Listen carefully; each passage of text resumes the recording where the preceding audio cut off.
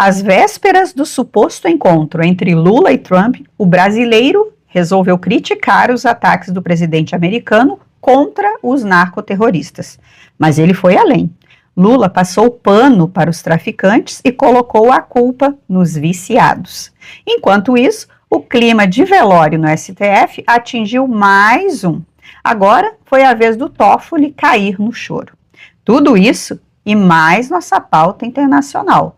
Temos um dos maiores porta-aviões dos Estados Unidos a caminho da Venezuela neste exato momento. Olá, amigos do canal Vista Pátria, eu sou a Débora. Uma coisa nós já podemos afirmar com certeza. Essa história de clima entre Lula e Trump está longe de ser verdade. Todo dia tem uma declaração mais afrontosa que a outra. Onde isso vai parar, nós já sabemos. Hoje mesmo, o Trump interrompeu as negociações comerciais com o Canadá. Então, para aquele povo da Globo News que falava em luz no fim do túnel, a luz está se provando ser um trem. Vamos abordar essa questão do Lula e Trump, mas antes deixa eu tratar desse choro do Toffoli. Digo isso com muito orgulho, porque só nós que sentamos nessas cadeiras temos a dimensão dela. O ministro apareceu na sessão com a cara bem inchada e chorando. O choro seria alguma espécie de demonstração emotiva por um comentário do Edson Fachin. O clima no STF não é ruim, ele é péssimo. Nem a turma do passapano consegue esconder. O clima está horrível. O clima está muito pesado. Está horrível. Um clima de constrangimento total.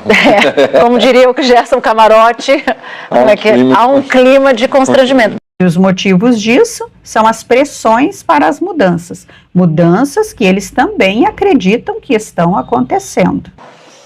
Eu não consigo comprar a ideia de que é só o Fux não ter amigos e não ter clima mais para ficar na primeira turma que motivou a sua ida para a segunda turma. Concordo. Eu acho que tem mais coisa. Eu acho que tem uma coisa de transformar um placar perdedor num placar ganhador na segunda turma. Se forma uma nova maioria na segunda turma. Se forma uma nova maioria. Eu, sinceramente, não sei o que levou de verdade o Toffoli a chorar. Mas ele, a partir de agora, dividirá a segunda turma com o Fux. Emocionado. Dizer do meu orgulho de ser juiz dessa corte como chamou. Pode ser que Toffoli tenha que votar junto com Fux, Mendonça e Nunes. Enfim, não sabemos, mas é muito animador ver todas essas mudanças acontecendo. Espero que tenham honrado e quero continuar honrando a justiça e a magistratura e a nação brasileira. Tenho muito orgulho de ser um brasileiro. A nação mais abençoada do mundo. Mas tudo isso só é possível porque existe a pressão dos Estados Unidos. Mas será que essa pressão vai se manter? O que podemos esperar da reunião do presidente americano com Lula? Pessoal, o Lula foi questionado sobre o que conversaria com Trump.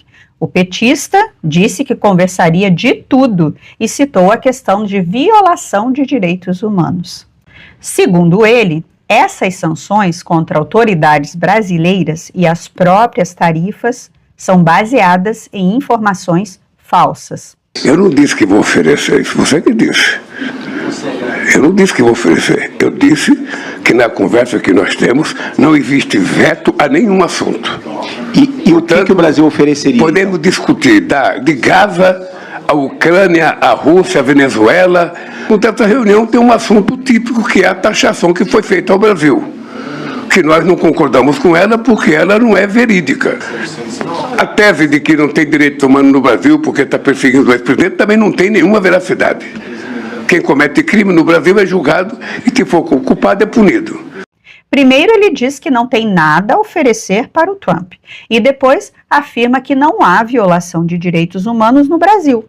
Só que aí fica difícil a declaração dele por si só ter alguma credibilidade. Porque o mesmo sujeito que solta uma dessas ainda foi vitimizar os narcoterroristas e colocar a culpa nos viciados. Os usuários são responsáveis pelos traficantes, que são, vítimas dos usuários também. Os traficantes são vítimas dos usuários. Sim, ele teve coragem de dizer uma barbaridade dessas. Como é que um cara desses vai ter credibilidade para falar de direitos humanos? Chega a ser tragicômico. Ele se esforçou muito para defender os narcoterroristas.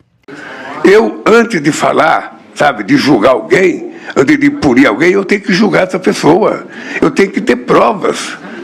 Você não pode simplesmente dizer, que você vai invadir, que vai combater o narcotráfico na terra dos outros, sem levar em conta a Constituição dos outros países, a autodeterminação dos povos, sem levar em conta a soberania territorial de cada país. Porque se o mundo ficar uma terra sem lei, sem respeitabilidade, vai ficar muito difícil viver. Eu espero, se o presidente Trump quiser discutir esse assunto comigo, eu teria imenso prazer de discutir com ele assunto. Imenso prazer. Esse e outros assuntos. Porque, veja, o mundo não pode continuar nessa polarização, do bem contra o mal a vida inteira. Toda vez que a gente fala de combater as drogas, possivelmente fosse mais fácil a gente combater os nossos viciados internamente. O mais absurdo dessa situação toda é que ele faz isso na Indonésia, justamente um país que tem pena de morte para tráfico de drogas. Sobre isso que o Lula falou, o vice de Marco Rubio, Christopher Landau, já respondeu e o próprio secretário da Guerra falou ontem. Contra cartel. Como foi mencionado, estas são organizações terroristas designadas, organizações terroristas estrangeiras. Nossa geração passou a maior parte de 2 décadas caçando a Al-Qaeda, caçando o ISIS. Bem, como o presidente disse, este é o ISIS, esta é a Al-Qaeda do hemisfério ocidental. Eles intimidam, eles aterrorizam, eles extorquem, eles envenenam o povo americano. O presidente está certo. Cada barco que interceptamos são 25 mil americanos, cujas vidas são salvas por causa das drogas que estavam vindo na nossa direção. Portanto, a nossa mensagem para essas organizações terroristas estrangeiras é que vamos tratá-las como tratamos a Al-Qaeda. Vamos encontrá-las, mapear suas redes, caçá-las e matá-las. E você viu essa evidência no domínio marítimo, seja no Caribe ou no Pacífico, com os 2 últimos ataques. Sabemos exatamente quem são essas pessoas, sabemos com quais redes elas trabalham, de quais organizações terroristas estrangeiras fazem parte, sabemos para onde estão indo, de onde vieram, o que estão carregando, e eles sabem que nós sabemos. E isso em breve começará a mudar o cálculo desses barcos. O tratamento que os Estados Unidos vão dar aos traficantes é o mesmo dado à Al-Qaeda. Então, nenhum país que dá guarida para traficantes será poupado. Vale lembrar que o país que abrigava os terroristas da Al-Qaeda também acabou virando alvo. Essa conversa do Lula está completamente desalinhada com a visão da Casa Branca. Mas então, o Lula está se garantindo em quê? No Joesley Batista. O dono da JBS está viajando com o Lula e ontem assinou um acordo sobre proteína animal com a Indonésia. O Joesley Batista foi o cara que conseguiu se aproximar de Trump e arranjar a ligação telefônica e o início das conversas. O Lula está agindo desse jeito alucinado porque o Joesley Batista tem algo a oferecer para o Trump.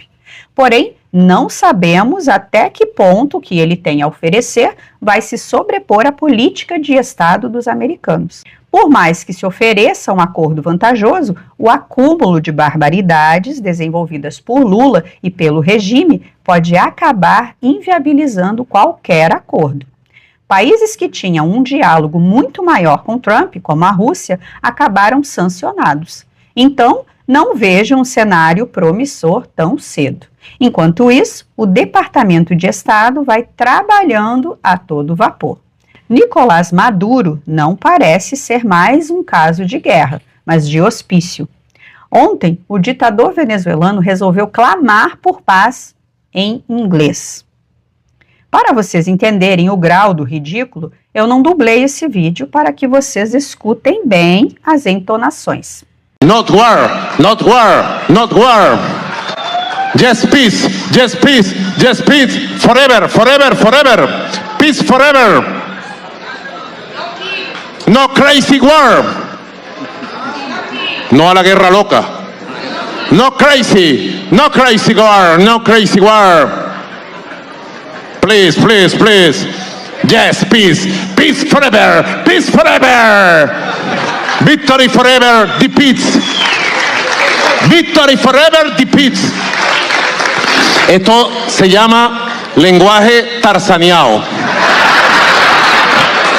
Si se traduce al español tipo Tarzán sería no guerra, no guerra, no querer guerra, no a la guerra de los locos, no a la locura, a la guerra. Esa sería la traducción, ¿verdad? Sí paz, sí paz, sí paz por siempre. Vitória por sempre de paz. O que dizer de um negócio desses, hein? Apesar desse teatro, o que estamos vendo, na verdade, é o país inteiro sendo colocado em estado de guerra. Já é possível ver defesas antiaéreas estacionadas no meio da rua em áreas costeiras. Essa imagem mostra que a mobilização já entrou no seu nível máximo. Para eles terem chegado a esse ponto, é porque a inteligência deles entende que o risco de ataque é iminente. Os treinamentos militares dos fuzileiros navais dos Estados Unidos continuam a todo vapor em Porto Rico. Hoje foi possível ver cenas como essas. Não se sabe se é uma operação em si ou só um treinamento. Além disso, tem a informação que eu considero a mais importante dos últimos acontecimentos. O envio do maior porta-aviões nuclear do mundo, o Gerald Ford, para o cerco contra a Venezuela. Com a chegada do porta-aviões, nós podemos afirmar que todos os elementos necessários para lançar um grande ataque contra a Venezuela estão posicionados. A guerra está próxima. Resta saber quanto tempo ela vai durar. Ontem, mais um barco de drogas foi bombardeado com sucesso no Caribe, consolidando essa política de guerra ao narcoterror. Trump ontem deixou claro que vai atacá-los por terra também e que não usará uma declaração formal de guerra para isso. Senhor presidente, se está declarando guerra contra esses cartéis e o Congresso provavelmente vai aprovar esse processo, por que não simplesmente pedir uma declaração de guerra? Bem, eu não acho que vamos necessariamente pedir uma declaração de guerra. Acho que vamos apenas matar as pessoas que estão trazendo drogas para o nosso país, certo? Vamos matá-las. Sabe, elas vão ficar, mortas, certo? Na Colômbia, o presidente Gustavo Petro afirmou que não é correto chamar os barqueiros de narcotraficantes, mas sim de obreiros do tráfico, o que em português seria trabalhadores do tráfico. Pues idiomáticamente, en mi opinión, no es, son obreros del narcotráfico. Ele ainda completa afirmando que eles são equivalentes a agricultores pobrezinhos que acabam plantando coca e que a culpa de tudo é da pobreza.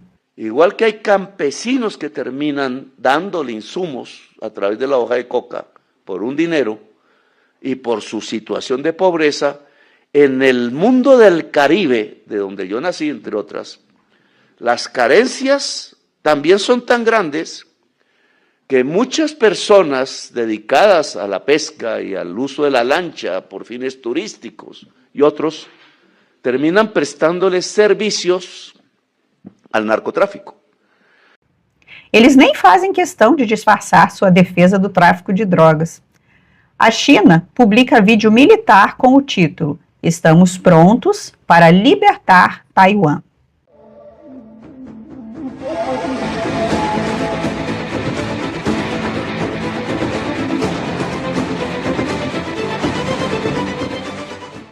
A propaganda de guerra chinesa a todo vapor.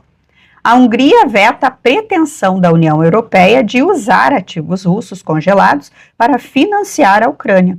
O governo de Viktor Orbán vê um precedente perigoso nisso e vetou a utilização das reservas congeladas. O primeiro-ministro belga também concordou com a posição de Orbán e relembrou que nem na Segunda Guerra os ativos foram confiscados.